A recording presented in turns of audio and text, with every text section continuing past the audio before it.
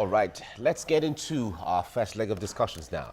The British Prime Minister has ended her visit to Nigeria and is currently in Kenya as part of her three-day trip to Africa.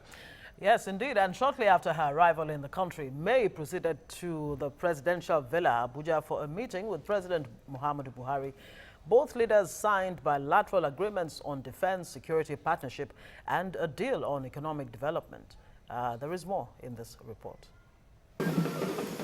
British Prime Minister Theresa May was greeted with an official welcome ceremony at Abuja Airport on Wednesday.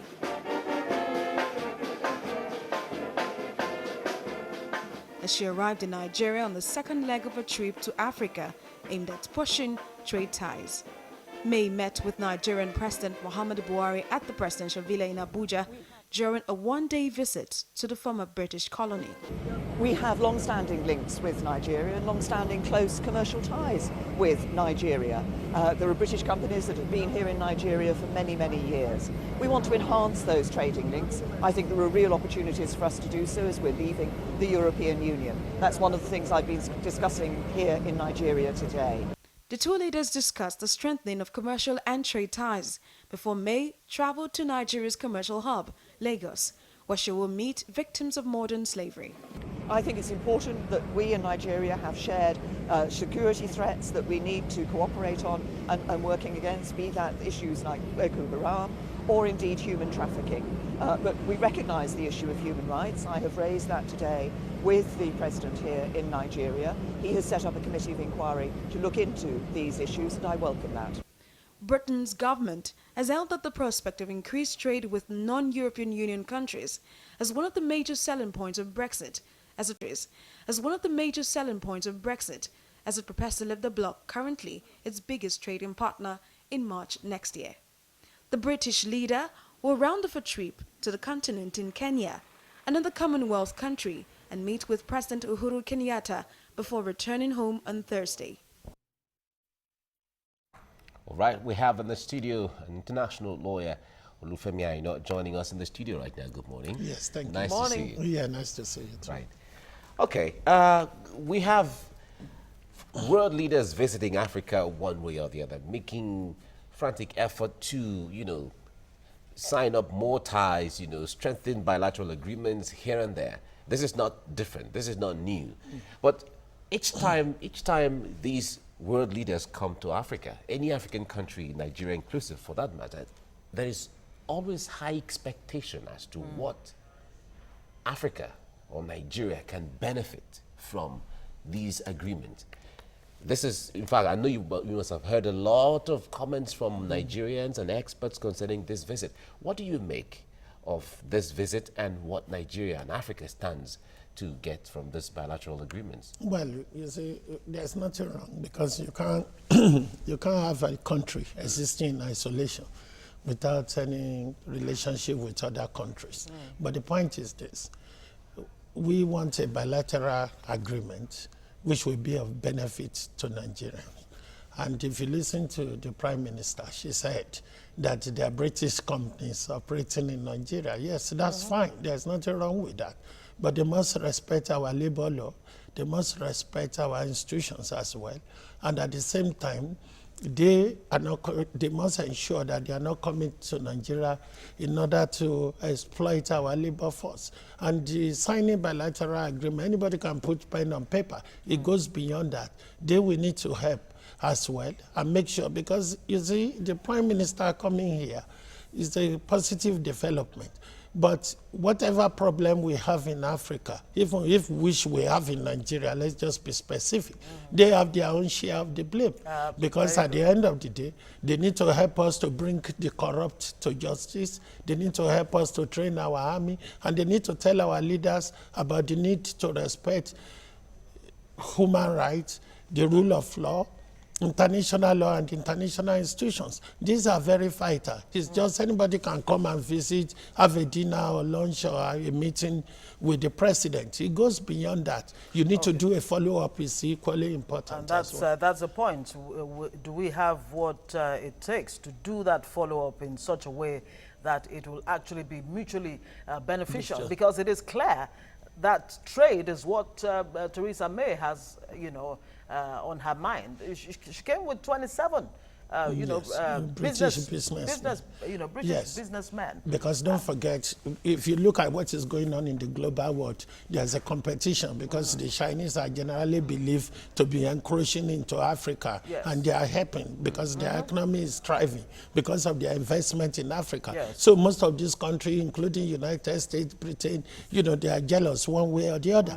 But the issue which I'm more concerned about is the issue of corruption, which is one major problem which we have in Africa. And most of these countries too, they are providing a platform where some of the stolen white for corruption to thrive. Because if you get the corrupt individuals in Nigeria sending their children abroad, hiding their money in the United Kingdom, using their money to buy properties here and there, which is in reverse, helping your own economy one way, why our people are suffering. I don't think that is in the interest of anybody. Okay. And that is an issue we need to look at. All right. We have joining us on Skype now from Benin, the Executive Director, Africa Network for Environment and Economic Justice, Reverend David Ugola. David, good morning. It's good to have you join us right now. I know you've been following developments on the visit of Theresa May, the UK Prime Minister. Some of the comments we have heard from some people and a lot of Nigerians are the issue of Britain helping Nigeria to repatriate funds that are stashed away in some of the European and even in London. Can you talk to us about that? How do you feel about that? Thank you very much. First, we must also acknowledge the fact that the UK government has played a very prominent role in ensuring that the issue of corruption is put in the global agenda, particularly against the background that they hosted the London Anti-Corruption Summit, where President Buhari made several commitments, among which is the signing on to the Open Government Partnership, OGP, that has now provided the first innovative opportunity for civic engagement in Nigeria. And apart from that, the British government have also played a major role in bringing transparency in the extractive sector, which is the Nigerian Extractive Transparency Initiative, NEITI. And you recall that it was the British government that also hosted the AIPI conference, where most countries, including Nigeria, signed on to the transparency in the extractive sector. Considering this, one would say that the British government have continued to play a leading role in ensuring that there's good governance in the third world country in Africa. But apart from this, one would say that there is also some challenge that we must put in the doorstep of the British government, and this is the issue of the test haven, where money from developing countries continue to flow into Britain, and unfortunately, there's no commensurate response from the British government in helping third world country in covering this looted asset, as compared to Switzerland, where the whole world has labeled as a country where looted asset is domiciled.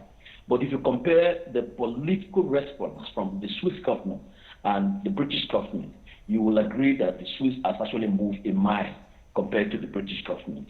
And if you look also what has happened in the US, because one of the key things of the outcome of the London Anti-Corruption Summit was that the US and the UK government agreed to co-host the first ever, the Global Forum on Asset Recovery, which was hosted last year in December, where several commitments came out. It was at that conference that the Nigerian government signed on to the first time the looted asset commitment. But you will agree with me that where are we now in terms of the political response from this government? Well, just a few months ago, the UK government returned £73 million from the Malabu oil deal, which is returned to Nigeria. Yeah. And then the Swiss government returned the $321 million. And the US government is in the process negotiating with Nigeria to return the Alamisia stolen, about almost $1 million to the Bayelsa.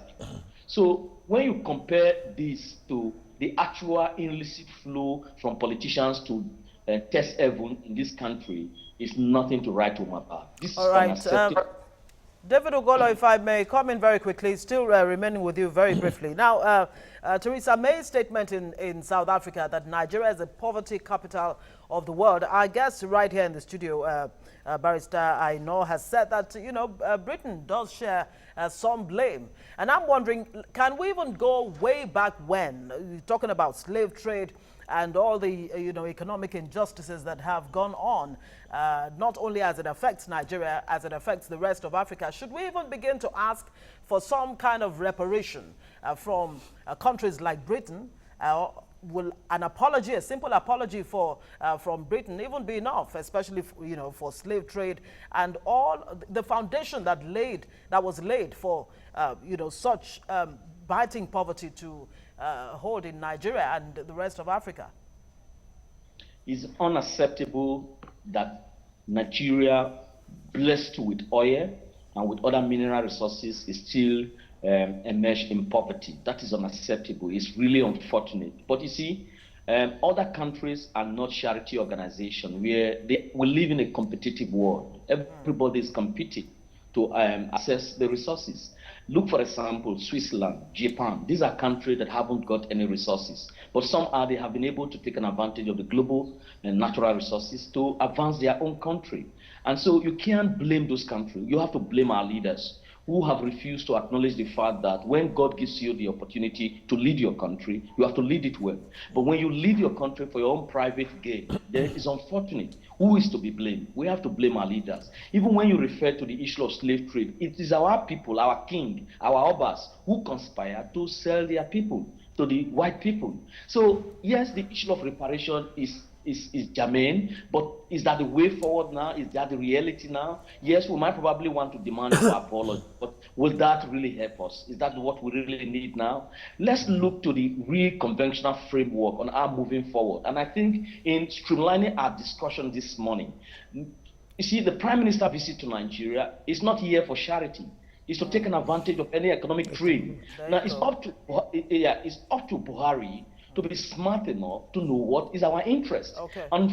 Unfortunately, what happens in Nigeria is about political parties, not about who has the competence to be able to put something on the ground, to be able to compete with this country. And what our leaders take an advantage of is to take a photo up with these guys who are coming to the country. Who are the people Buhari is presenting before the Prime Minister? What is the agenda Buhari is presenting before the Minister?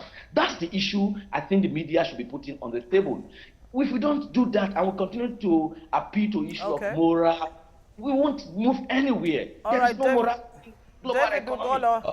Thank you very much. All right, David, we'll come back to you shortly. Femi, let's talk about this issue of strategically positioning the African leaders. David Ugola talked about what African leaders should do.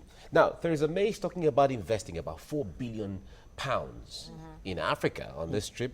She's gone to South Africa, she's been to Nigeria, she's now in Kenya, and all of that. When it comes to the amount and what should Britain invest in, how adequate is $4 billion? And this is for all of Africa to help the economies and, of course, provide jobs for young people. I'm not an economist, but if you look at that, if the $4 billion is for, it's not for Nigeria alone. I think other African countries.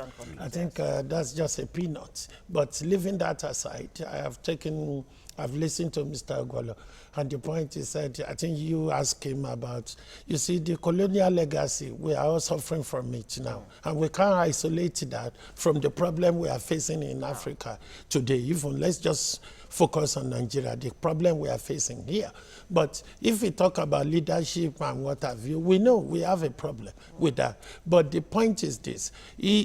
You are investing £4 billion pounds in African countries, and you come to Nigeria with 27 businessmen who are here in order to tap into, to enter into some sort of, to exploit business opportunities. But at the same time, when these people go back to their country, you are among those politicians who are going to go on here and say British job for British people. So our African countries, those who are in in diaspora, how are they going to benefit from all this? You see, so we need to look at everything. And now you are saying that Nigeria has about 87 million people here. But you have your own share of the blame as well. Because if you start creating a platform for people to hide stolen wealth, you've repatriated money. That's not enough. When you repatriate the money, how are we sure that that money is not going to be stolen again? There you go. So all you right, need to do the let's follow-up. bring in on the phone former President, British Nigeria Chambers of Commerce, Dakpo Adelegon. Thank you so much for joining us this morning. Let me put it this way. It will be a tough balancing act for Nigeria going forward, especially after Brexit, you know, to find out exactly how to relate with the EU, how to relate with countries like China that are making incursions into not only Africa, but specifically Nigeria. And of course, Nigeria maintaining that, you know, historical friendship with Britain, considering the level of investments. Take, for example, trade and imports between Africa and the EU amounted to $305 billion. Between China, 188 billion, that's as at 2015. And with Britain alone, it's just 36 billion. So how are we going to ensure that our interest really is protected at the end of the day? Okay, thank you very much. I think it's important to ensure that we understand that the visit of any prime minister to Nigeria from Britain is a very significant one. It underscores the importance of Nigeria in the trade matrix of the United Kingdom. And then this is the first time Theresa May is to Nigeria. It's also important to contextualize the visit within the context of Brexit, considering the fact that Britain is about to lose a 500 million economy, that's Europe, to the soft Brexit. And therefore, it becomes imperative for Britain to begin to look at its former partners, Nigeria, India, China, Australia, with some of the members of Commonwealth, as areas of fostering increased trade, because the economy of Britain is a very dynamic one, but it depends on patronage and export. So I sincerely believe that Africa, particularly Nigeria, South Africa, Kenya, are now critical markets to the survival of the British economy. So indeed, if the British Prime Minister is there with aid, with all kinds of propositions for increased trade, it should be seen as a positive one. Considering, for example, the example of early this year when the British government announced the fact that importers of British equipment, manufacturing equipment, can now secure guarantees of British export in bank, and then they need to pay back. In government announced the fact that importers of British equipment, manufacturing equipment, can now secure guarantees of British export in bank, and then they need to pay back in Naira. Effectively, Britain has announced implicitly that Naira is now a legitimate currency of transaction in the United Kingdom. That is because they understand that these are important steps to be taken to encourage increase in Nigerian export of goods, of British goods into the country. So in a way, it's a win-win situation, but I do understand the concerns of people that feel that, well, it's always Nigeria holding the short end of the stick. I think what we should be doing as a country is to get our acts together and then to be asking reciprocity for Britain to open investment opportunities to Nigerian capital in the UK, what I regard as a vast foreign direct investment. I think we've matured to the level that some of our sovereign funds can be targeted at critical investment and infrastructure in the United Kingdom, and it's strategic investment for the future of Nigeria. Because the counter is the Indians are permitted by Britain to access these critical assets, but Nigeria does not partake in them. I think that's the question we should be looking at. All right, Dr. Adelego, thank you very much for talking to us now, the former president of British Nigeria Chamber of Commerce. Now, let me bring in David Ugolo in here now. There are lots of concerns, David, that there seemed to be fresh scramble for the African continent. We've not forgotten the Berlin Conference convened by Otto von Bismarck in the 18th century. 1800s. And here we are, China and United States, France, UK. The UK Prime Minister has left yesterday. The German Chancellor will be coming into Nigeria today. She's in Senegal currently and is expected in Nigeria. Does it seem like there's a fresh scramble for the African continent and African leaders are just sitting and organizing photo ops with world leaders? I said it before, we live in a global economic competitive world. Here, everyone's scrambling, taking advantage of the global economy opportunity. And so if Africans do not organize themselves, the lean syndrome will continue. People will continue to take an advantage, not just China, not just Germany, not just British, not just Americans. People are looking for a way to take an advantage of the global natural resources, which is shrinking. The resources is shrinking. And so leaders are reaching out to African leaders where the natural resources is naturally located. And so what we need to do as a country is to sit down and again, reevaluate our strategy that we have been operating on in the last 100 years. Has it worked? Has it benefited the country? It has not. If you go to the embassies across the country today, you see Nigerians trying to look for visa to leave the country, going to a country where there is no natural resources. Why has it been so? It's because there is poor governance in Nigeria. The level of corruption in Nigeria is high. This is the problem.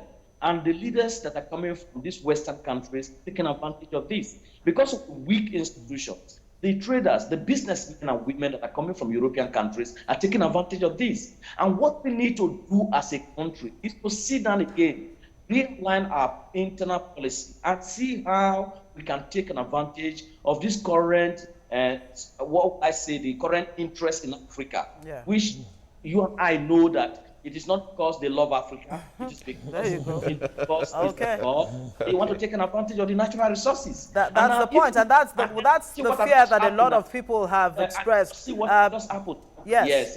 And then David Dubolo, let's bring it to the studio now with Femi.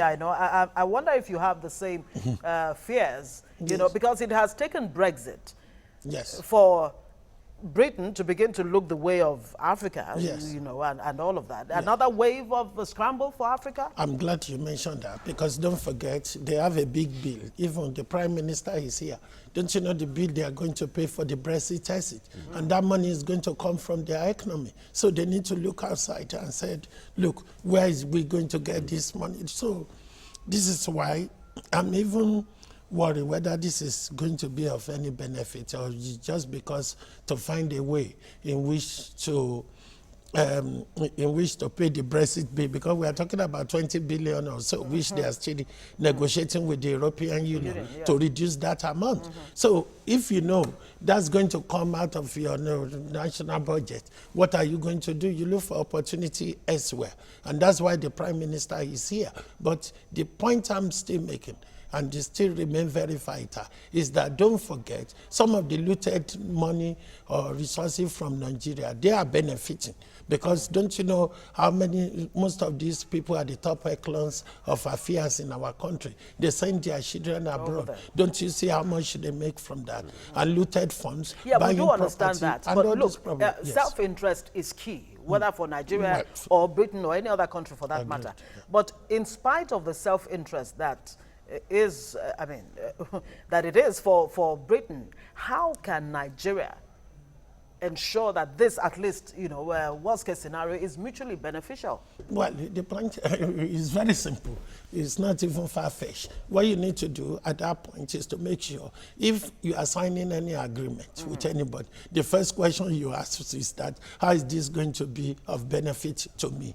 But I'm talking of government now, to our citizens. So that is why you dot the I's and the T's and make sure that we are not going to be shortchanged in in the long run. And we know, because this is a bilateral agreement, and such bilateral agreement is supposed to be of mutual benefit, not a one-sided one. So the onus is on those who are sitting at the negotiating table to make sure it's of mutual benefit and nobody is shortchanged in the long run. And leaving that aside, you can repatriate thousands back to Nigeria. How do we do the follow-up? How do we strengthen institutions to make sure this sort of things doesn't happen? And also you need to help some of these African countries in order to bring the perpetrators of all these criminal activities into justice. But if you look at it, now they've come up with this something disclosure funds whereby everybody is running to Ministry of Finance to make some declaration. That is a step in the right direction, but it goes beyond that. You still need to make sure that you don't give all these African leaders opportunity to come and use your country as a place where they can hide as a safe haven. Okay. For their David Gola, let me bring this to you for the last time before we let you go. Less than few hours after Theresa May leaves Nigeria, we're getting reports that there's an activation to return or repatriate about £70 million of Nigeria's money stashed in London, which means it brings us to the fact that it is actually easy to a great extent for this money to be repatriated sometimes than the way it is made to look. Now, Nigerians are still they're still concerned about the way these monies are utilized when they come back to this country. What has been your advice? You're one of those in the committee to look into all of this. First, I want to say that we must also try to look this issue very clearly from 2 points of view. It wasn't the British government that made our politicians to steal our public money and deposit in their bank. And when that happened, particularly on the case of the £70 million, that has happened since last year. It's from the Malabo oil deal, where our former petroleum minister had his hands in Nigerian oil and got the deal. And then the British government somehow collaborated with Nigerian government that made it possible for the 70 million to come to Nigeria. And so the key challenge now is that all the recovered assets to Nigeria need to be used properly. And the British government, in line with their commitment at London Anti-Corruption Summit and the G4 Summit in Washington, have now also begun to support civil society to keep eye on how those money is used. Just signed a project with DFID UK aid support, supporting Nigerian civil society to monitor the £321 million and dollars that have been recovered.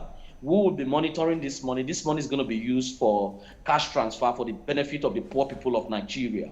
And this money is going directly to be used for social investment in the country.